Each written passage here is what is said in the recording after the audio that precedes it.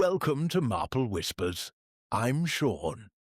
Tell me, where are you listening from right now? And what time is it there? I'd love to know. Share it in the comments along with how you liked the story. I reply to every single one of you. Now let's step into the mystery. In the shadowy fog of 1920s Edinburgh, where secrets swirl like mist over ancient streets, elderly sleuth Miss Jane Marple arrives at a grand townhouse, only to stumble into a chilling murder. Sir Alistair McTavish, a wealthy importer, is found shot in his locked study, a typed suicide note at his side. But was it despair or deadly deception? With a cast of suspects, from his elegant wife and scheming partner to a grudge-holding novelist and debt-ridden nephew, Miss Marple unravels a web of embezzlement, blackmail, and betrayal. As clues emerge from whispers and footprints, the fog clears to reveal a shocking killer. The loyal butler, driven by hidden rage. Dive into this Agatha Christie-style whodunit, where human nature's darkest threads knit the perfect crime. Chapter 1. The Invitation to the North. The platform at Waverley Station was a swirl of steam and shadows as the train from London hissed to a halt. Miss Jane Marple, her neat grey hair tucked under a sensible hat and her gloved hands clutching a modest suitcase, stepped down with the quiet precision of someone accustomed to observing rather than being observed. Edinburgh in October was a world apart from the sun-dappled lanes of St. Mary Mead. Here, the air bit with a northern chill, carrying the acrid tang of coal fires mingled with the faint wild whisper of heather from the distant hills. A fine mist hovered, not yet the full fog that locals spoke of in hushed tones, but enough to soften the edges of the grand stone arches and lend the bustling crowd an air of intrigue. She spotted Sir Alistair McTavish at once, striding toward her like a Highland chief from one of those romantic novels her niece Joan so adored.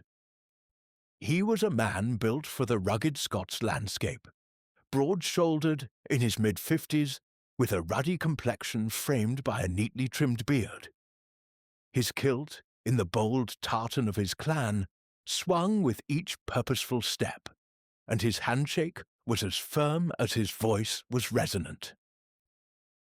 "Miss Marple, a pleasure to welcome ye to Old Reekie. Raymond's tales of your sharp wit didna do ye justice." His eyes twinkled with genuine warmth, though Miss Marple noted the faint lines of strain around them, as if business burdens weighed heavier than he let on. Lady Fiona McTavish awaited in the motor car outside, a sleek Daimler that purred impatiently amid the clatter of horse-drawn cabs and the honks of modern automobiles. She was the picture of refined elegance, tall and slender, with raven hair swept into an impeccable chignon, and eyes that missed nothing, sharp as the pins in her brooch. "Dear Miss Marple," she said, her voice smooth with a cultured lilt, "we're delighted you've come. Edinburgh's salons have been lacking a fresh perspective. Do tell us about life in your quaint village. Raymond says it's full of charming eccentricities." As they motored through the winding streets toward Charlotte Square, Miss Marple gazed out at the city's ancient splendor. The fog was thickening now, curling around the gas lamps like fingers eager to conceal secrets. Georgian townhouses loomed with their stern facades, windows glowing faintly against the encroaching dusk. Sir Alistair pointed out landmarks with pride, the brooding silhouette of Edinburgh Castle atop its crag, the spires of St. Giles's Cathedral piercing the haze. But Miss Marple's mind wandered to the human landmarks yet to be introduced.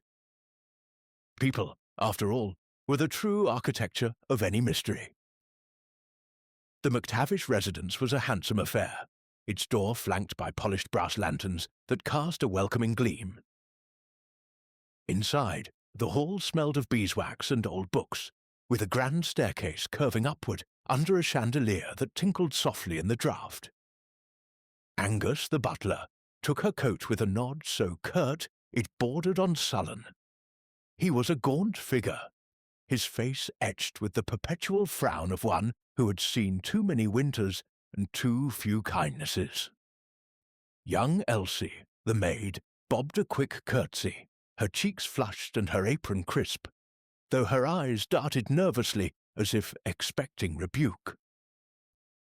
Mr. Gordon Fraser joined them shortly for supper, arriving with a bottle of fine Scotch as his calling card. Sir Alister's business partner was a contrast to his host, sleek and urbane, with slicked-back hair and a smile that revealed perfect teeth. "Miss Marple, enchanted," he said, bowing slightly. "Alister's been singing your praises. Says you're a wizard at unravelling knots. Figurative ones, I hope." The dining room was aglow with candlelight, the table laden with haggis, neeps, and tatties, steam rising in savoury plumes. Oh. Sir Alister poured the whisky generously, his laughter booming as he launched into tales of his latest enterprise. Importing exotic artefacts from the Orient, ivory carvings, silk tapestries, and jade treasures that fetched fortunes in London's auction houses. "It's a cutthroat game, mind ye," he confided, leaning forward with a conspiratorial wink. "Rivals skulking about, whispers of sabotage. Just last month, a shipment vanished en route. Poof, into thin air. But we'll turn a profit yet, eh, Gordon?" Fraser nodded, though Miss Marple caught the brief flicker of unease in his gaze, like a shadow crossing a sunlit path. Oh! Lady Fiona steered the conversation deftly to lighter topics, her upcoming literary salon, featuring a poet from Glasgow. But the undercurrent remained. As the meal progressed, Miss Marple listened more than she spoke, her mild blue eyes taking in the details. The way Angus lingered a fraction too long when refilling glasses. The slight tremor in Elsie's hand as she cleared plates. The subtle glance exchanged between Fraser and Lady Fiona when Sir Alister mentioned debts settled soon. It reminded her so vividly of St. Mary Mead, where ambition simmered beneath polite smiles, envy festered in quiet corners, and the smallest grudge could brew into something far more lethal. As she retired to her guest room that night, the fog pressing thick against the panes like a listener at the keyhole, Miss Marple unpacked her knitting. The click of needles would help her think, for already she sensed the threads of a pattern forming, subtle, insidious, and undoubtedly worth unravelling. Chapter 2. Whispers in the drawing-room. The morning light filtered through the heavy velvet curtains of the Charlotte Square townhouse, casting a golden haze over the drawing-room that did little to dispel the lingering chill of the Edinburgh autumn. Miss Jane Marple, having risen early as was her habit, found herself seated on a plump chintz sofa, her knitting bag at her feet and a delicate china cup of tea warming her hands. The fire in the grate crackled sporadically, sending sparks dancing up the chimney, and the faint aroma of lapsang souchong mingled with the polish of mahogany furniture.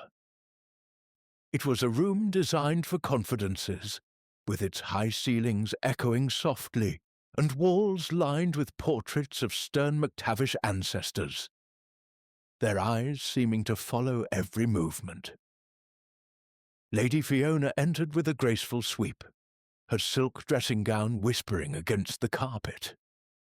She was even more striking in the daylight, her pale skin flawless, and her dark hair still loosely pinned from the night. "Good morning, Miss Marple," she said, settling into an armchair opposite, with a smile that held just a trace of weariness. "I trust you slept well. Edinburgh's fog can play tricks on one's rest. It's as if the city itself dreams darkly." Miss Marple nodded politely, her own blue eyes alert beneath their mild expression. "Quite well. Thank you, Lady Fiona. The bed was most comfortable, and the quiet here is a balm after the train's rattle. Though I must say the fog does lend an air of anticipation, doesn't it? One never knows what might emerge from it." They sipped their tea in companionable silence for a moment, the only sound the distant clatter from the kitchen, where Elsie was no doubt preparing breakfast. Lady Fiona set down her cup and leaned forward slightly, her fingers tracing the rim. "You must find our little circle here quite different from your village life. Alistair insists on surrounding himself with an eclectic lot. Friends, family, business associates. Take Dr. Ewan Campbell, for instance. He's our family physician, a clever man with a practice on George Street. But between us, he's developed a rather unfortunate fondness for the cards. I've seen him at the club, eyes glazed over the green baize, wagering more than prudence allows. Alistair has bailed him out once or twice, you know, old-school ties and all that." Miss Marple's needles clicked steadily as she began a new row on her scarf, the soft wool as soothing, counterpoint to the revelations. "Ah, yes, the pull of old friendships. In St. Mary Mead, we have our share of such weaknesses. There's something so human about it, isn't there? A man like Dr. Campbell, respected, yet ensnared by chance. Does he visit often?" "Far too often for my liking," Lady Fiona replied with a light laugh that didn't quite reach her eyes. "He's due for dinner tomorrow, actually. Then there's Miss Lydia Grant, a neighbour from across the square. She's a novelist, spinster, sharp as a tack, always scribbling away at her typewriter. Alistair read one of her manuscripts once, at her insistence, and turned it down for publication through his contacts. Called it derivative drivel, or so the rumour goes. She's never forgiven him. Her glances at our soirees could curdle milk." Miss Marple tilted her head, absorbing the detail like a sponge. "How fascinating! Rejection can fester, can't it? I've known similar cases. A vicar's wife once held a grudge over a flower show, judging that lasted years. And what of family? Sir Alistair mentioned a nephew, I believe." Lady Fiona's expression softened, though a shadow crossed it. "Young Ian Douglas, Alistair's sister's boy. He's just back from London, full of grand schemes and empty pockets. Dreams of starting his own import venture, but he's run up debts faster than he can charm his way out of them. Alistair dotes on him. Sees a bit of his younger self, I suppose. Ian's staying with us for a spell, trying to sort things out, as he puts it." Before Miss Marple could probe further, the door opened with a creak, and Angus entered, bearing a silver salver with a telegram. His face was as impassive as ever, but his step seemed heavier, burdened perhaps by more than the missive. "For Sir Alistair, ma'am," he intoned, handing it over as Lady Fiona rose to take it. She glanced at the envelope. "From Glasgow. Probably business. I'll give it to him." But curiosity, or perhaps habit, prompted her to linger as Sir Alistair himself appeared in the doorway. Still in his dressing gown, his beard slightly askew from sleep. "What's this?" he boomed, snatching the telegram with a jovial air that Miss Marple noted was forced. He tore it open, his eyes scanning the words, and in an instant the colour drained from his ruddy cheeks. His hand trembled slightly as he crumpled the paper into his fist. "Nothing of import," he muttered, forcing a chuckle. "Just a reminder from an associate. Debts and deadlines, the bane of commerce." Miss Marple, ever observant, caught the fleeting words on the yellow slip before it vanished. "Payment due, no more delays." She said nothing, merely continuing her knitting, but her mind filed it away like a clue in one of those detective novels she pretended not to enjoy. Sir Alistair excused himself abruptly, and Lady Fiona resumed her seat, her composure regained. The conversation drifted to safer waters, the upcoming salon, the latest exhibitions at the National Gallery, but Miss Marple's thoughts lingered on the telegram's terse demand. It spoke of pressure, of hidden strains beneath the McTavish facade. As the morning wore on, Miss Marple excused herself to freshen up, passing through the hall where voices hissed from behind the servants' door. She paused, her light steps silent on the rug. It was Angus and Elsie, their tones low but urgent. "You'll not tell a soul about last night," Angus growled, his Scots burr thickened by anger. "Not a word, lass, or it'll be the end for both of us." Elsie's voice quavered in response. "But, Mr. Angus, I saw—" "Haud your wisht," he snapped. "Forget ye saw anything. Now get back to your duties." The door rattled as Elsie emerged, her eyes red-rimmed, brushing past Miss Marple with a startled gasp. "Beg pardon, miss," she mumbled, hurrying away. Miss Marple continued upstairs, her expression unchanged, but inwardly she pondered. Secrets in the servants' quarters always a fertile ground for intrigue. What had Elsie witnessed that warranted such vehemence? The afternoon brought a respite from the house's subtle tensions. Miss Marple ventured out for a stroll along Prince's Street, the fog now a persistent companion, muffling the clamour of trams and vendors. The gardens below bloomed in defiant colour against the grey, and the castle loomed above, like a sentinel from another era. She wandered into a quaint bookshop, its shelves groaning with leather-bound tomes and the latest thrillers, the air thick with the scent of aged paper.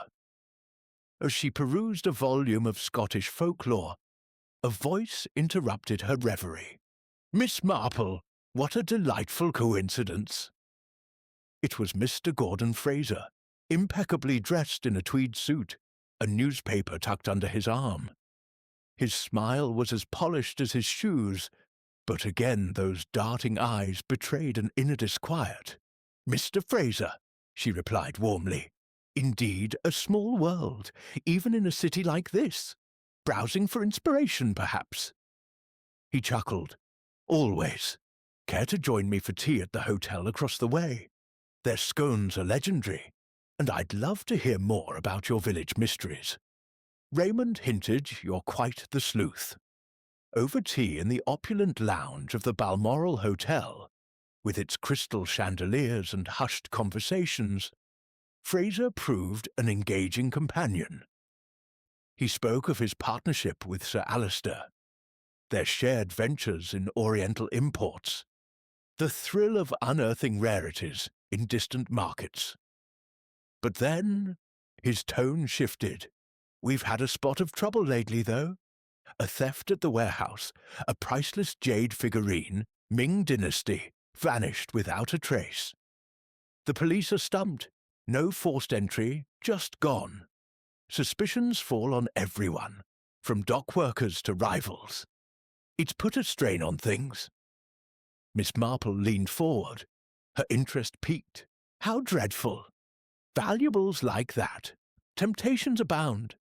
In my experience, thefts often stem from within, don't they? Familiar hands, hidden motives?" Fraser's cup paused midway to his lips. "Quite possibly, but we press on. Business demands it." He changed the subject adroitly to the weather, but Miss Marple noted the way his fingers drummed on the tablecloth, a rhythm of unease. As they parted, the fog had deepened, turning the streets into a maze of ethereal shapes. Miss Marple made her way back to Charlotte Square, the gas lamps flickering to life like wary eyes.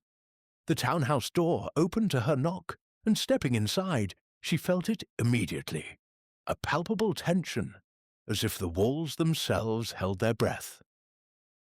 Whispers lingered in the air, not just from the drawing-room, but from the unseen currents of envy, debt, and secrets that swirled thicker than the Edinburgh mist.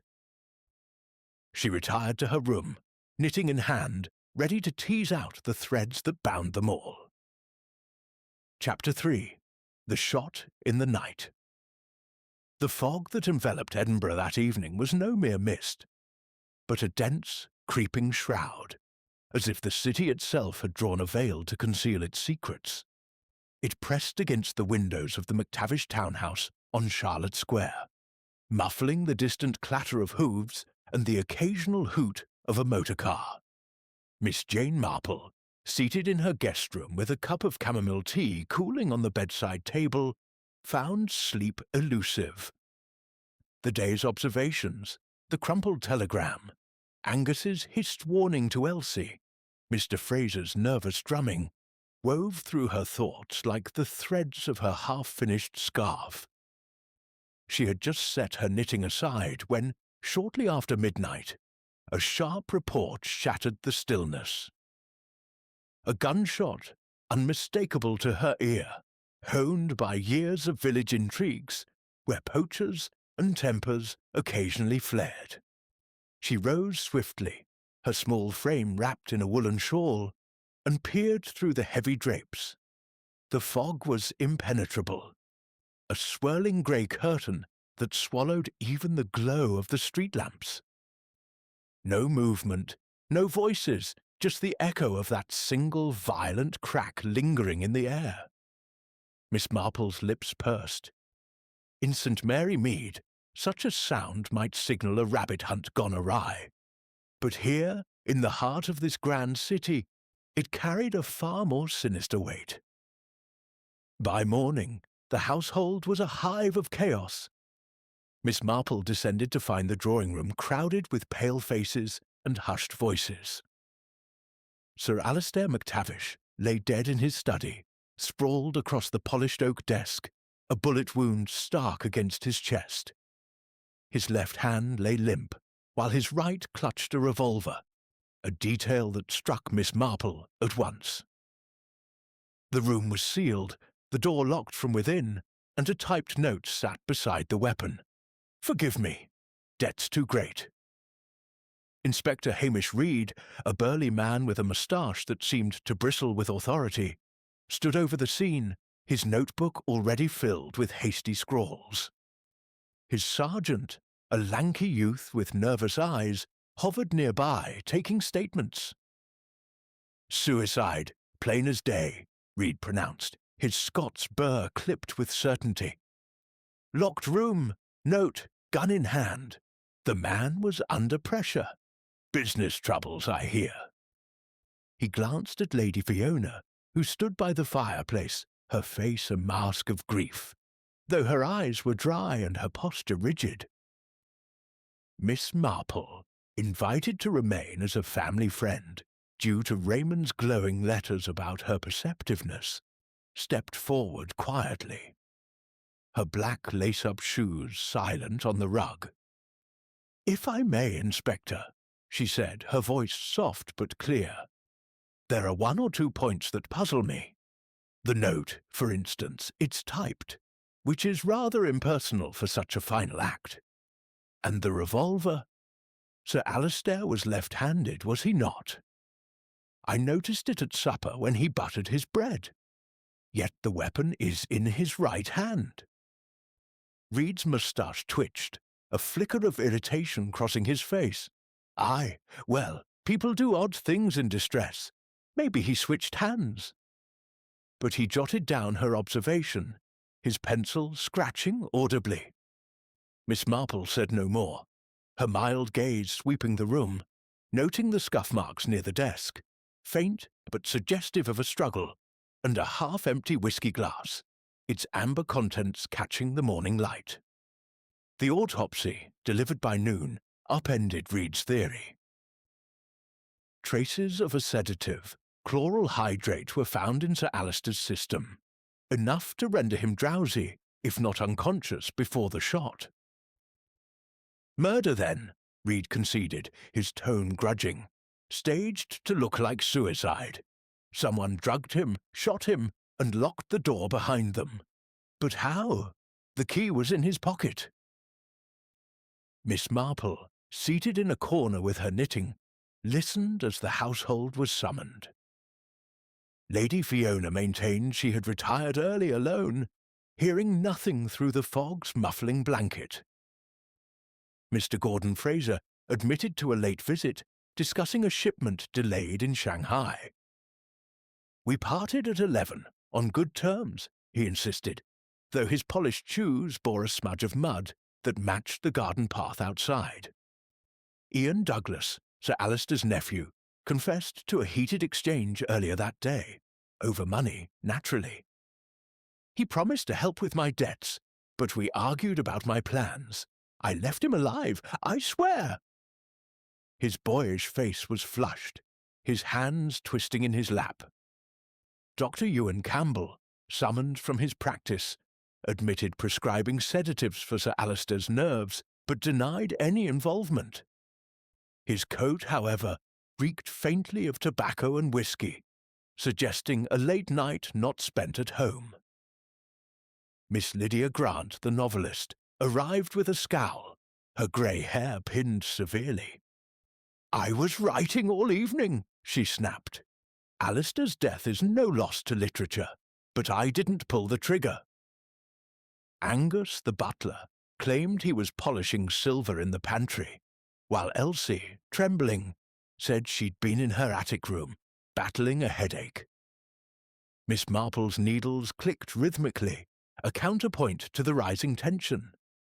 She recalled a case in St. Mary Mead, a farmer's death, ruled suicide until a misplaced boot revealed a killer's haste. "It's the small things, Inspector," she murmured, almost to herself. "The details that don't fit, like a stitch dropped in a pattern." Reed, undeterred, pressed for alibis, but the fog had been an accomplice, cloaking movements and sounds. Miss Marple excused herself to stroll the garden, where the mist still clung to the rose bushes like a conspirator's whisper. She bent to examine the path, noting fresh footprints, too large for Elsie, too narrow for Fraser's broad soles. A gardener, or someone more intimate with the household? Returning indoors, she overheard a snippet of conversation in the hall. Elsie, whispering to Ian, "I saw him, Master Ian, near the study before it happened." Ian hushed her sharply, his voice low. "Keep quiet, Elsie. You'll only make trouble." Miss Marple filed this away, her mind turning to the revolver. Why stage a suicide so clumsily? The right hand, the typed note, it suggested haste, or perhaps deliberate misdirection. By afternoon, a new clue emerged. The telegram Sir Alister had received, traced to a Glasgow lender, known for ruthless terms. Reed's sergeant confirmed the man's ties to Dr. Campbell, whose gambling debts were the talk of certain unsavoury clubs. "Campbell's in deep," Reed muttered. "Motive enough, perhaps." But Miss Marple frowned. A doctor might poison, but a gunshot? Too crude, unless he meant to mislead. As dusk fell, the fog thickened once more, wrapping the house in an eerie hush. Miss Marple sat by the drawing-room fire, her knitting a pretext for observation. Lady Fiona adjusted a vase with excessive care. Fraser's smile was too fixed. Ian paced like a caged animal. Angus served tea with a hand that shook slightly, and Elsie avoided everyone's gaze. Miss Lydia Grant, invited to join them, scribbled in a notebook, her pen scratching like an accusation. Miss Marple's thoughts drifted to the fog itself, so like human nature, obscuring truths while amplifying whispers. Someone in this house had woven a deadly web, and the threads were there, waiting to be unravelled. She smiled faintly, her needles never pausing. In a village or a city, she thought, motives are much the same. Greed, fear, or a wound nursed too long. The night's shot had been the first note in a grim symphony. and she was determined to hear its final chord. Chapter 4. Shadows of Suspicion. The fog lingered over Edinburgh like a conspirator reluctant to depart, its grey tendrils curling around the spires and chimneys of Charlotte Square as morning broke.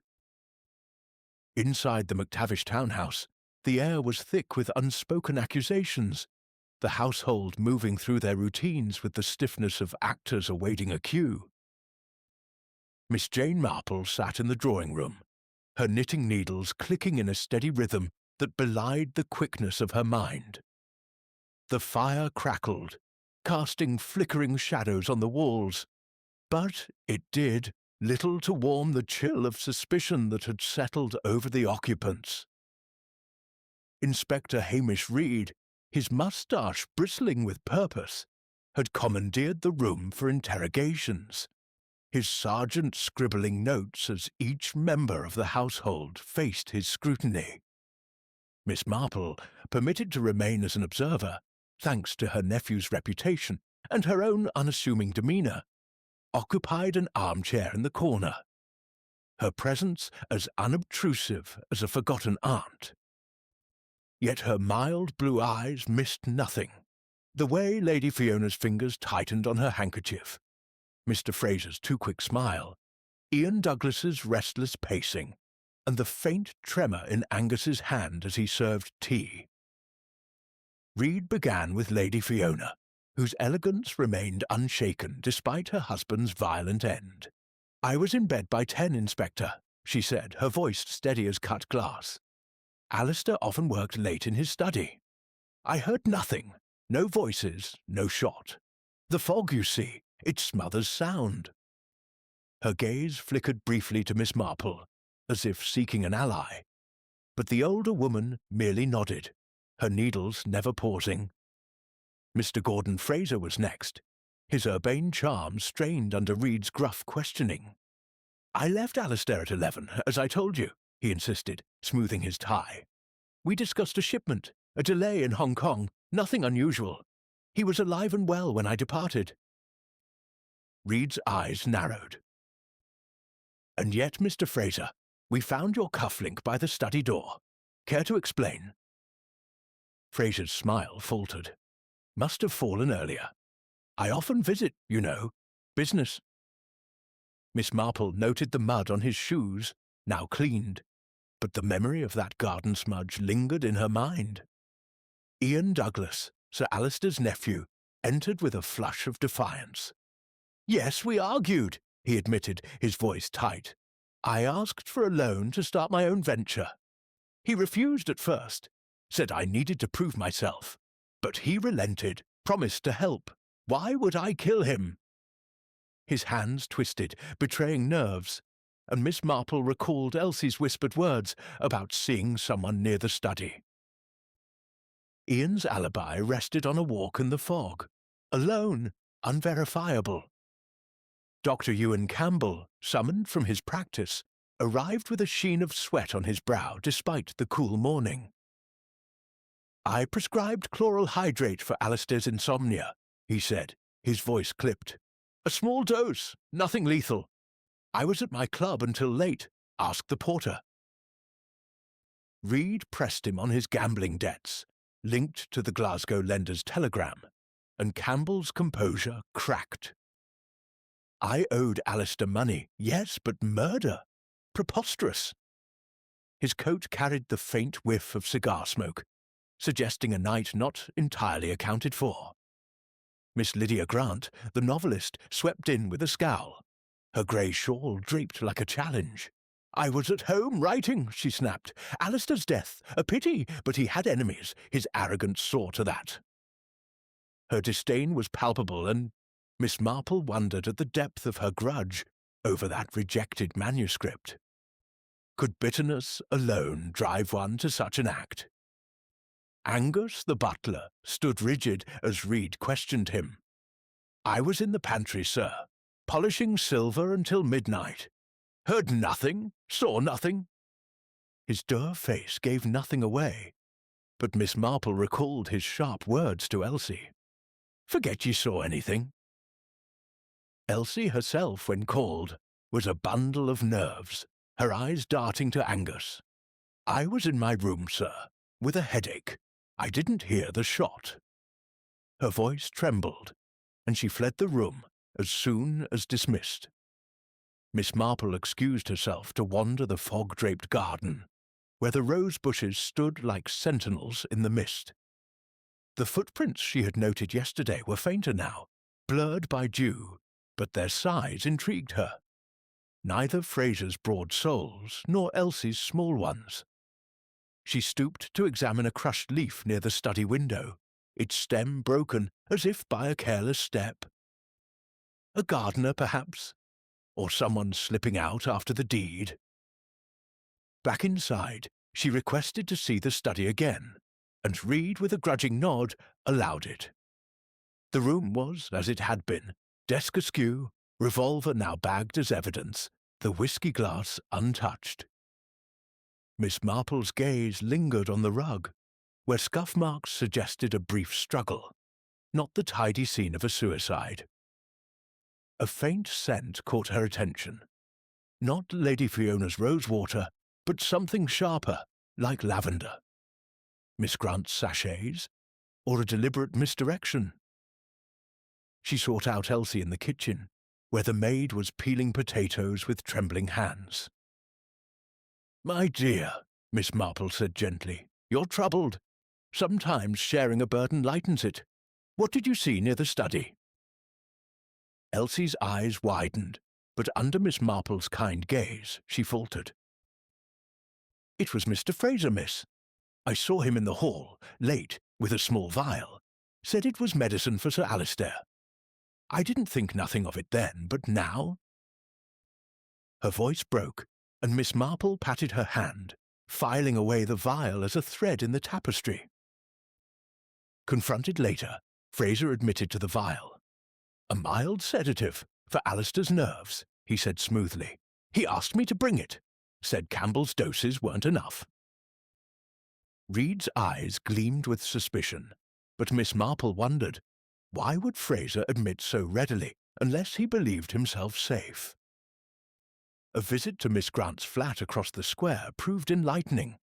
The novelist's parlour was cluttered with books and papers, a typewriter prominently displayed. Miss Marple, with her knack for disarming, commented on the machine. "Such a crisp font, Miss Grant. It reminds me of the note found with Sir Alistair." Miss Grant's face flushed. "I typed his rejection letter on it, yes, but not that note. Someone must have borrowed it." Her indignation seemed genuine, but Miss Marple noted the typewriter's accessibility. Anyone could have used it. By evening, a new development. Reed's sergeant reported a lead on the Glasgow lender, whose records showed Dr. Campbell's debts were tied to Sir Alistair's business, not personal loans. Had Campbell acted to protect his secrets, or was he a pawn in a larger game? As night fell, the fog thickened, and Miss Marple sat by the drawing-room fire, her knitting a quiet companion. The household gathered, their faces etched with strain, Lady Fiona adjusting a vase with excessive care, Fraser's smile tight, Ian's eyes darting, Angus's hands unsteady. Elsie avoided the room entirely, and Miss Grant, invited for tea, scribbled furiously in her notebook. Miss Marple's thoughts turned to the fog, so like human motives, obscuring yet revealing in its echoes. Someone had drugged Sir Alistair, shot him, and staged the scene with clumsy haste. The lavender scent, the scuff marks, Elsie's whispered sighting, they pointed to a killer close to home, one who knew the house's rhythms and secrets. She smiled faintly, her needles clicking. In St. Mary Mead, she thought, a dropped stitch always leads to the pattern's heart. So it will here. The Edinburgh fog clung to the city like a guilty conscience, its damp fingers seeping through the cracks of the McTavish townhouse as the investigation deepened. Miss Jane Marple, seated by the drawing-room window, watched the mist swirl over Charlotte Square, her knitting a quiet metronome to her thoughts.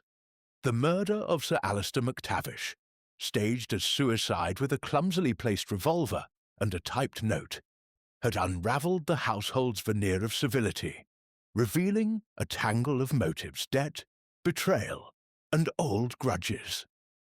Each suspect, from Lady Fiona's poised restraint to Angus's sullen reserve, seemed to guard a piece of the puzzle. Miss Marple knew the truth lay in the details, those small overlooked threads that, when pulled, could unravel the entire tapestry. Inspector Hamish Reed, his face etched with the strain of a case that refused to resolve neatly, allowed Miss Marple to revisit the study, a privilege granted with a grudging nod. The room, now cordoned off, felt colder, its air heavy with the memory of violence.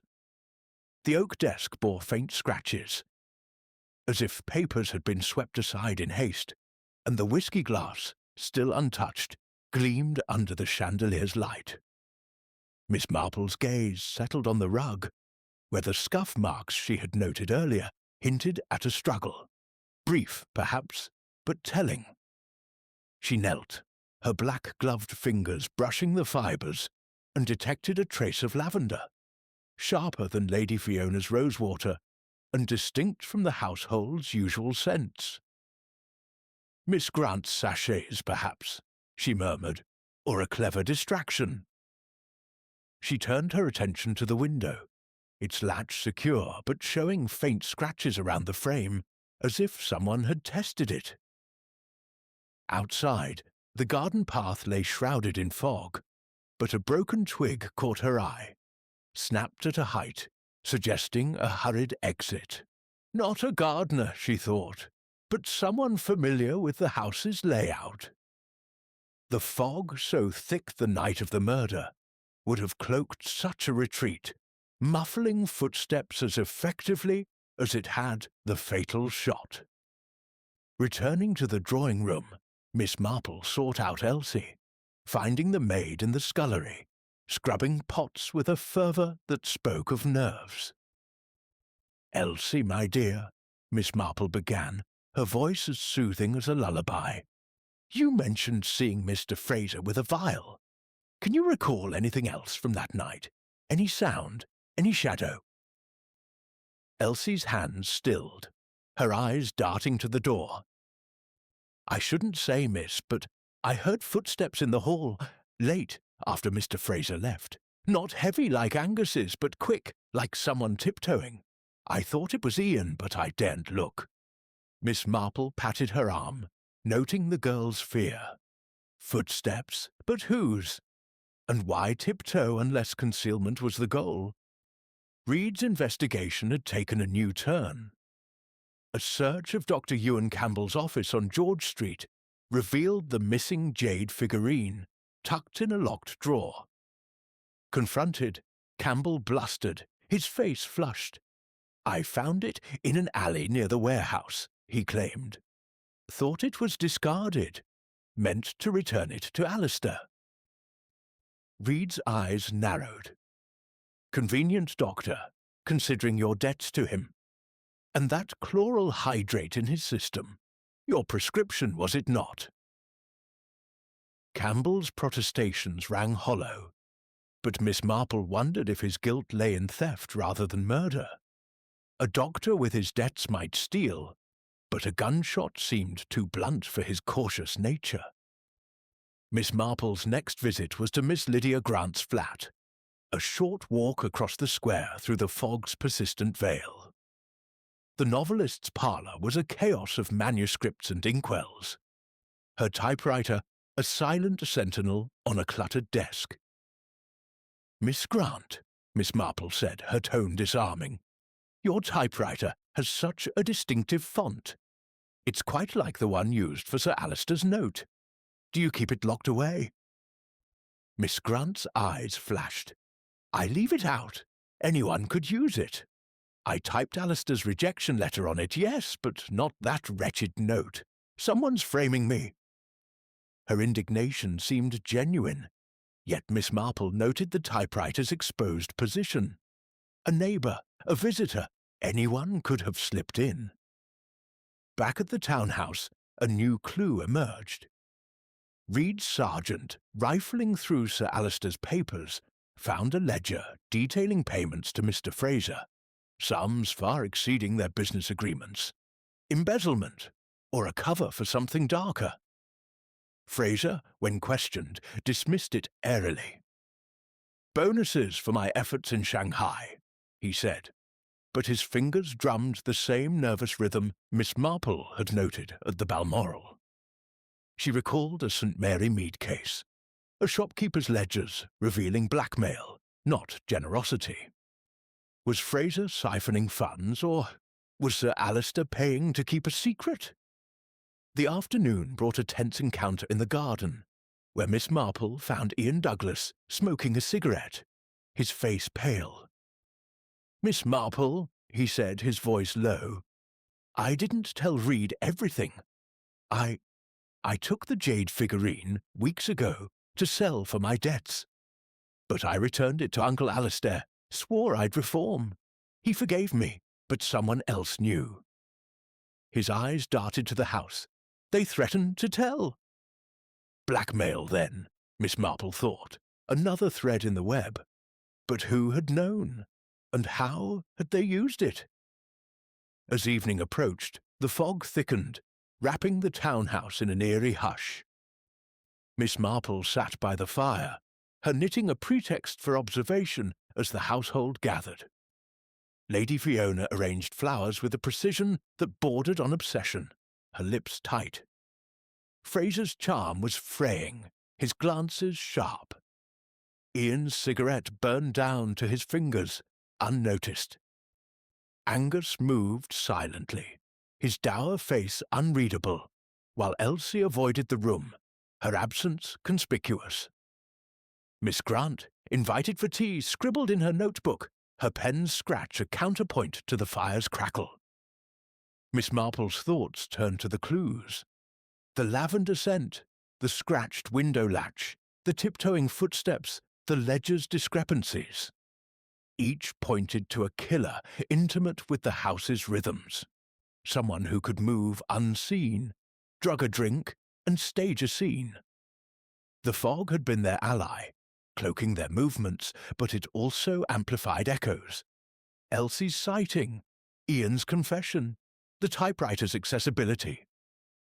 In St. Mary Mead, she mused, a village gossip could undo a plot. Here, it's the silences that speak loudest. A sudden commotion broke her reverie. Reed burst in, his face grim. "We've traced the chloral hydrate. It's from Campbell's stock, but the vial's missing, and there's more. A witness saw a figure in the garden last night, near the study window." Miss Marple's needles paused. The garden, the twig, the footprints, they aligned, but not with Campbell's heavy tread. Someone lighter, more cautious. Angus, or perhaps Lady Fiona, whose composure masked deeper currents. As the household dispersed, Miss Marple lingered, her mind weaving the clues into a pattern. The killer had planned carefully but faltered in execution. The right-handed grip, the typed note, the lavender scent left carelessly. They were close, she sensed, their confidence growing reckless. She smiled faintly, her needles resuming their dance. A pattern always emerges, she thought, if one watches the stitches closely enough. Chapter 6. The Gathering Storm. The fog over Edinburgh thickened as evening descended, transforming Charlotte Square into a spectral stage where shadows played and secrets whispered. Inside the McTavish townhouse, the air was taut with anticipation, as if the very walls braced for a revelation. Miss Jane Marple sat in the drawing-room, her knitting needles clicking with the steady rhythm of a clock counting down to truth. The fire cast long shadows, dancing across the faces of the gathered household, each marked by their own blend of fear, guilt, or defiance. Sir Alister's murder, drugged, shot, and staged as suicide, had woven a web of suspicion, and Miss Marple sensed the strands were tightening, ready to ensnare the guilty.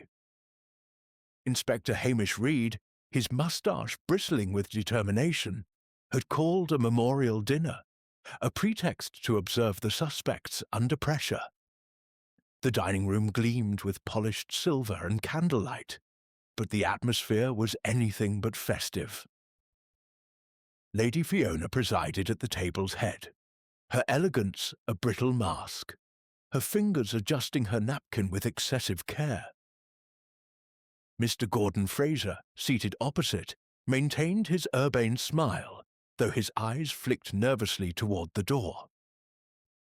Ian Douglas, Sir Alister's nephew, slouched in his chair, his cigarette unlit, his gaze darting between faces.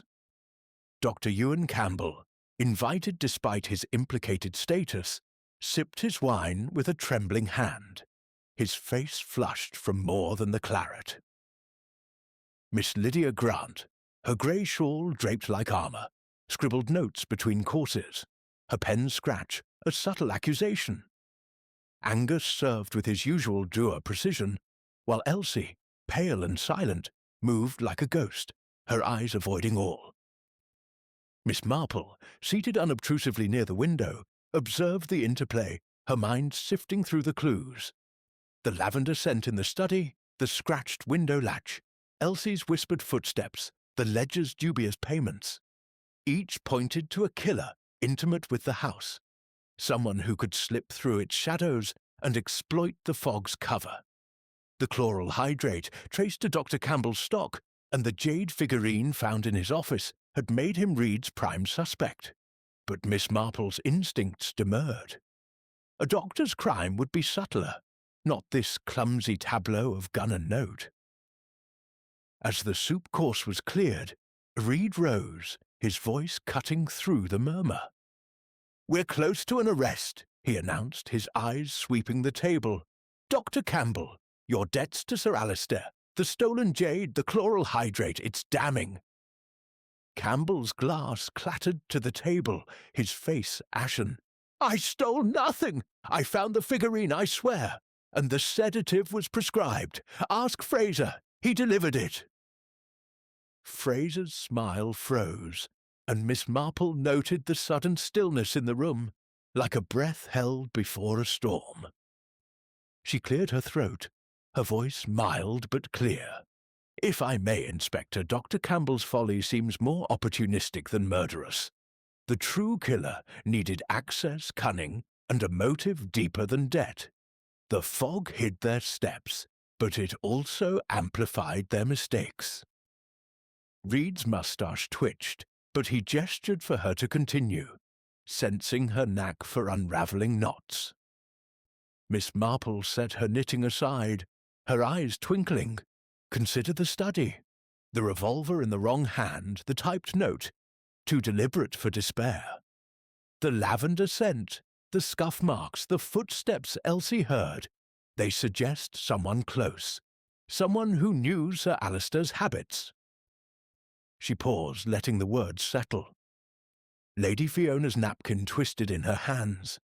Fraser's fingers drummed. Ian's cigarette fell unheeded to the floor. The tension snapped like a taut string when Lady Fiona stood, her voice sharp. "Enough! Gordon, tell them it was you! You embezzled from Alister's business, drained his accounts." Fraser's face darkened, his charm collapsing. "Lies! You're deflecting, Fiona. You and Ian, everyone knows you were too close, plotting to secure his inheritance." Ian leapt up, his chair scraping. "That's rot! I loved Uncle Alister. He was helping me."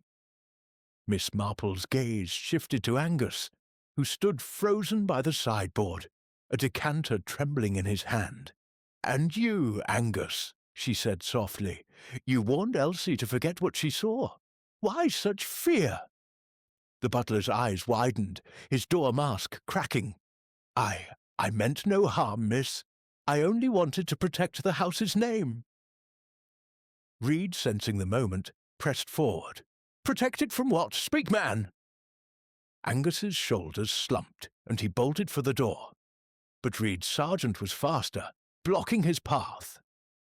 The room erupted in gasps, Elsie stifling a cry. Miss Marple rose, her voice calm but commanding.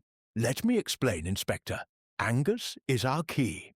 He overheard Sir Alister planning to dismiss him. For pilfering whisky, perhaps, or something graver. A loyal butler, yet resentful after years of servitude, he saw his world crumbling.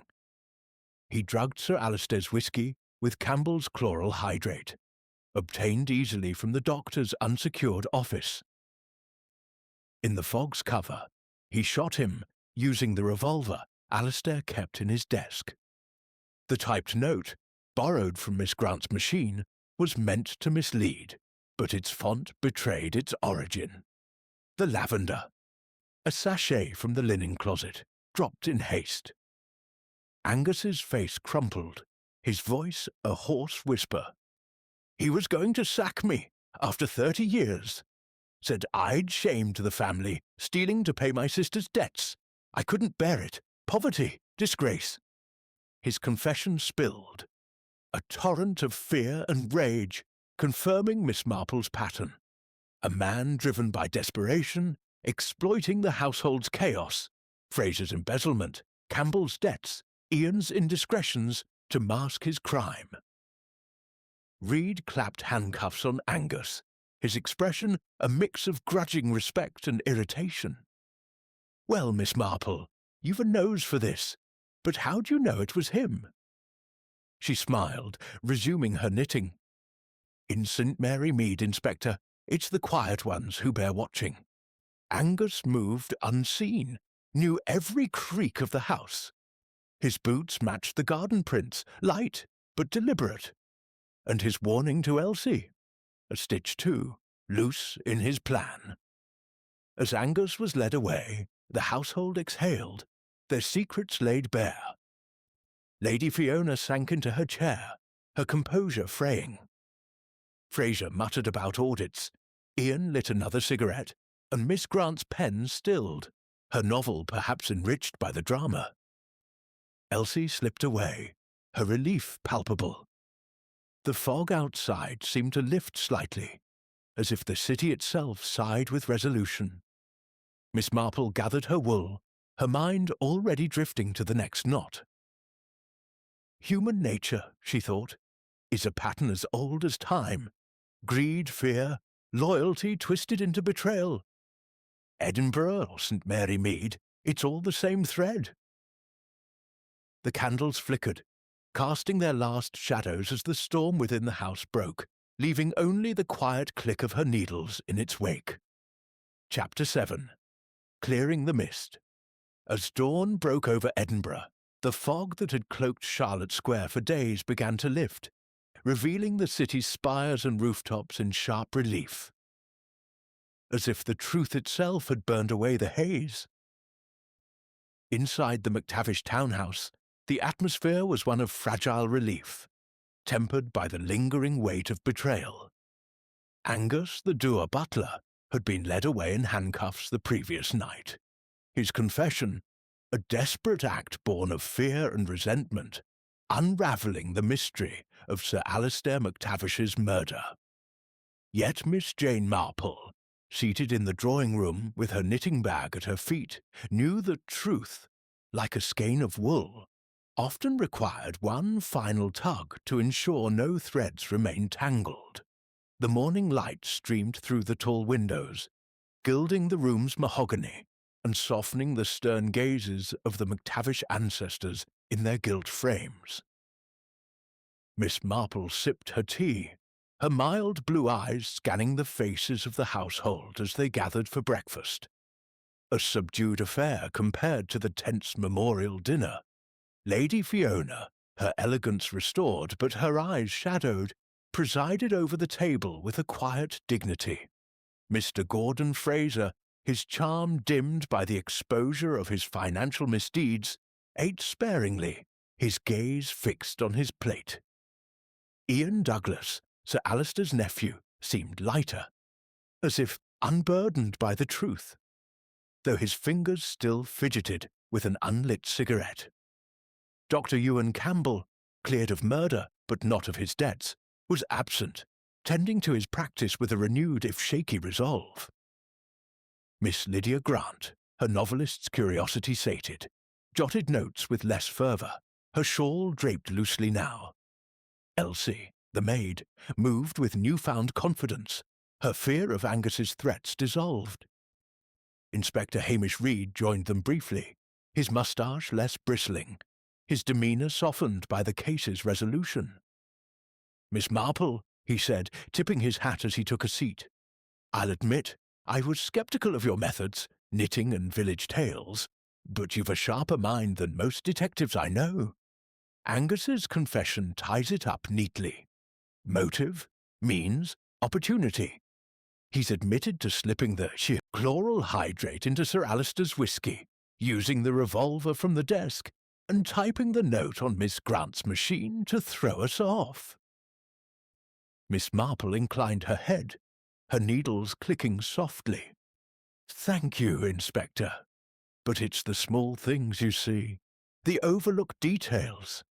Angus's fear of dismissal, his access to every corner of the house, the garden footprints that matched his boots.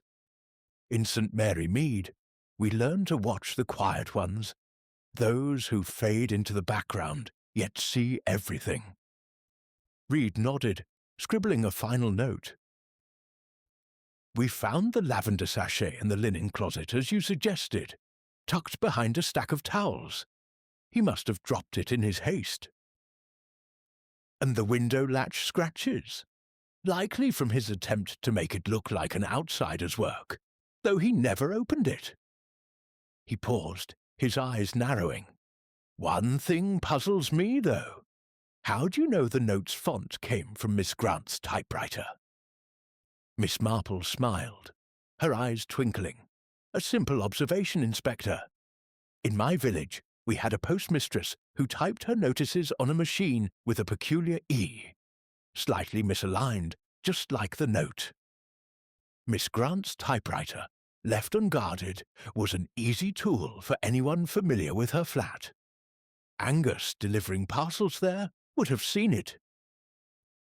Miss Grant, overhearing, looked up sharply. "I'll lock it away next time," she muttered, her pen pausing. "But to think my work was used for such a purpose, it's almost a plot for my next novel." The table managed a faint chuckle, the first ripple of levity since the murder. Lady Fiona spoke then, her voice low but steady. "Miss Marple, we owe you a debt. Alister's death, it exposed so much. Gordon's dealings, Ian's troubles, even my own silences. I ignored his worries, thinking them mere business strains. Perhaps if I'd listened."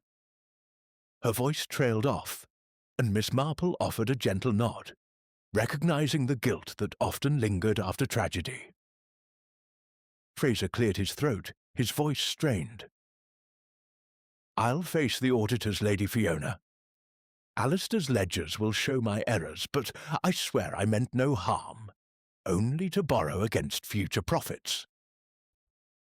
His confession, though not criminal, carried the weight of shame, and Miss Marple noted the relief in his eyes, as if truth had lifted a burden. Ian, lighting his cigarette at last, added, "I should have been honest about the jade. If I hadn't taken it, maybe Angus wouldn't have panicked, thinking Uncle Alistair suspected him of worse." Miss Marple's gaze softened. Youth, she knew, often stumbled before finding its path.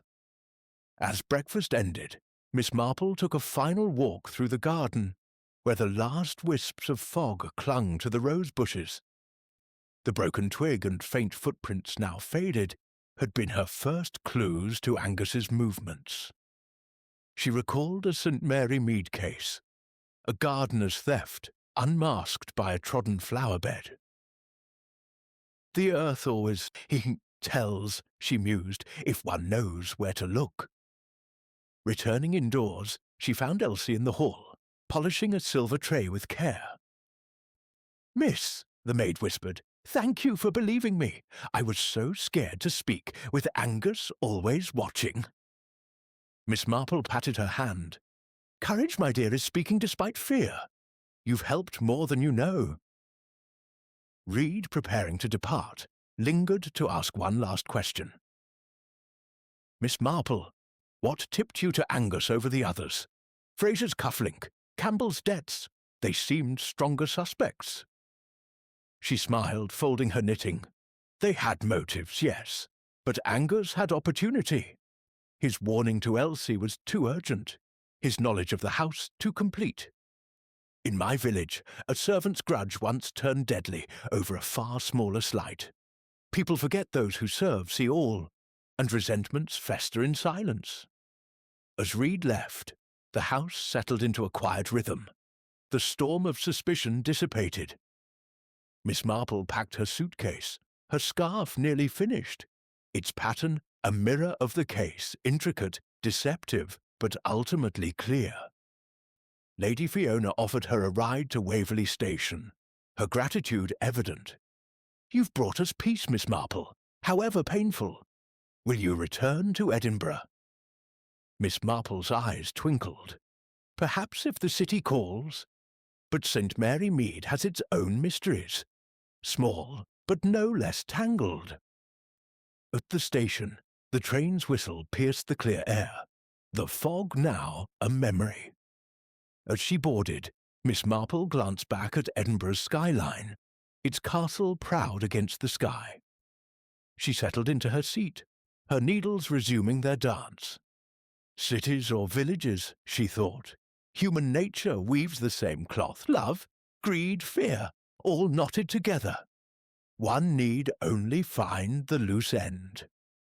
The train pulled away, carrying her toward home, where new patterns surely awaited.